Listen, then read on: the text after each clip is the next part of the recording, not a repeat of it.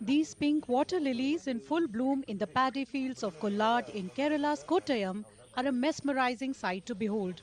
Navigating through the waters on a boat, tourists express the magic of this natural phenomenon which occurs after the harvest season every year.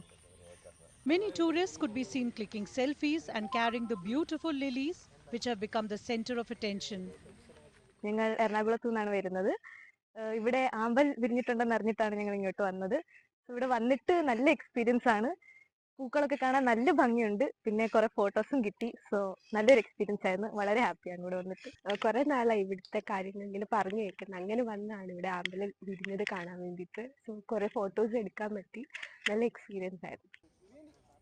As per locals, tourists have been pouring in at Kollad, one of the ideal spots to enjoy the sunrise amidst the enchanting flowers and shallow waters.